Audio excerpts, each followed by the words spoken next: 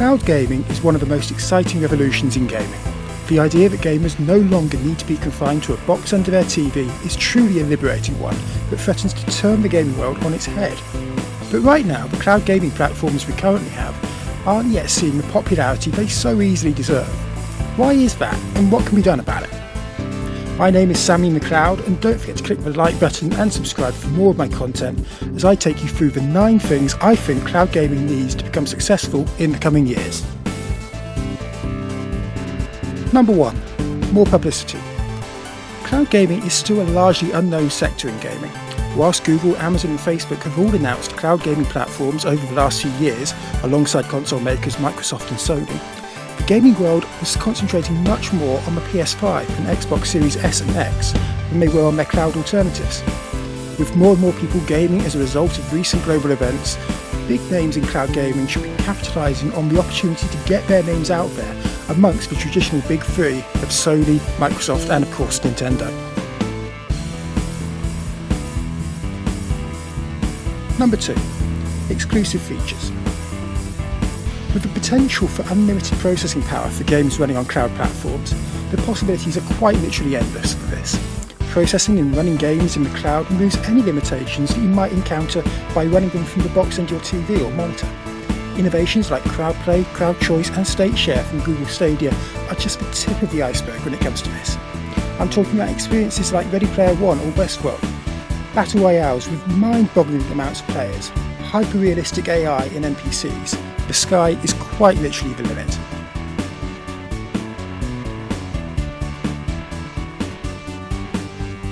Number 3. Support from developers. Much like any other video game platform, cloud gaming can't be successful without devs bringing games onto the platform. No console has ever survived without support from third-party studios. Recently, Square Enix announced they're excited with what cloud gaming has to offer, and that's been proven with them publishing the recent Outriders demo available on GeForce NOW, ahead of the game coming to Stadia with full cross-play with all platforms available. Ubisoft have also been big supporters of Google Stadia and Amazon Luna, even porting across some of their back catalogue onto both platforms, alongside day-and-date releases for games like Assassin's Creed Valhalla and Immortals Phoenix Rising.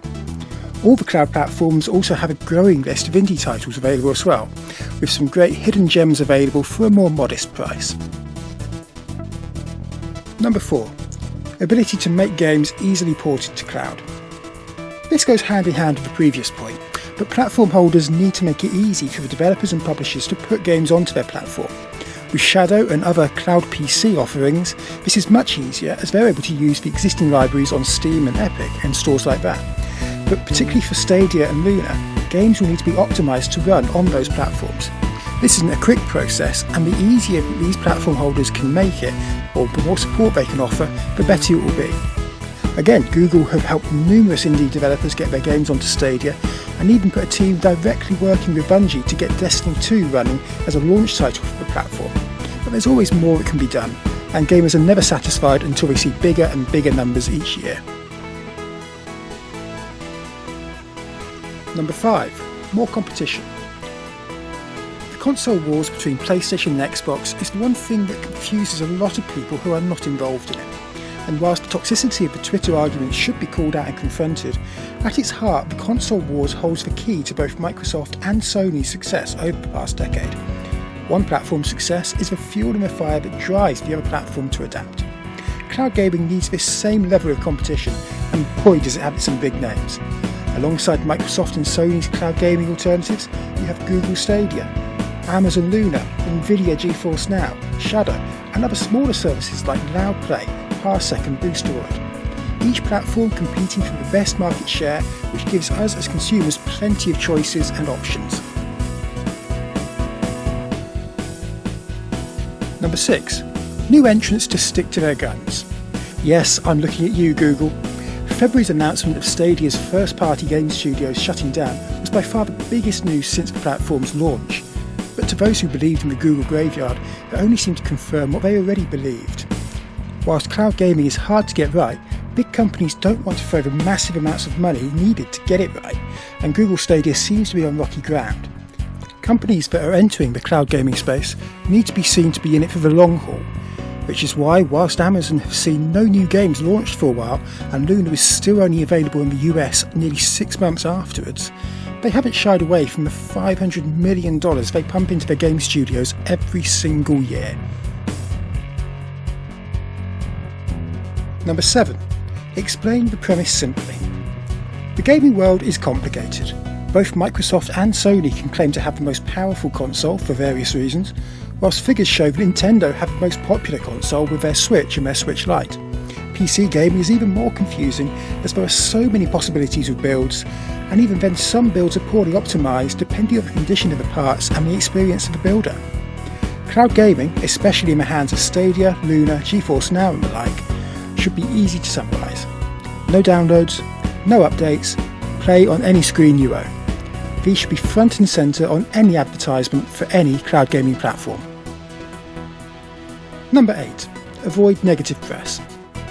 In the aftermath of Google shutting down its Stadia games and entertainment studios, a barrage of press articles came out attacking the management both immediately within Stadia and higher up at Google. Amazon Game Studios have been hit with allegations of toxic culture. Shadow have recently been forced to seek further investment and bankruptcy protection. And when GeForce NOW went out of beta, it was hit with a number of high-profile titles leaving its service. Cloud gaming is new to a large section of the potential customer base, and so it needs to be seen in a good light from journalists. This isn't an attack on the journalists, however, rather the platforms. Each of the platforms could have done far better, or in some cases done things completely differently to make sure these articles never occurred, not to cover them up, but to stop them from being true in the first place. Then, when people are searching for cloud gaming platforms, they are presented with headlines that only cause doubt into the reader's mind as whether this is the kind of thing they want to support. Number 9. Equal base level access. Finally, equal access is key.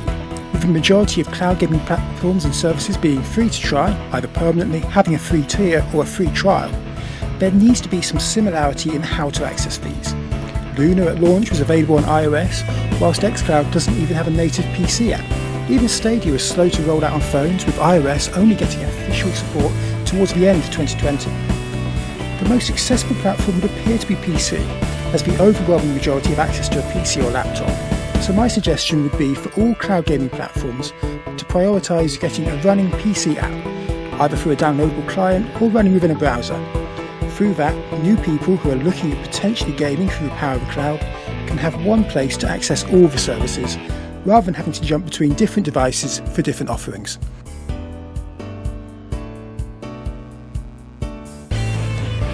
So that's it from me, but what are your thoughts and opinions? Is cloud gaming doing enough to see itself succeed in the coming years, or can it do more? Is there something you think I've missed? Or do you think cloud gaming will never take off, and I'm going to have to think of a different channel name? Leave a comment below this video and subscribe to hear more from me, Sammy in the Cloud.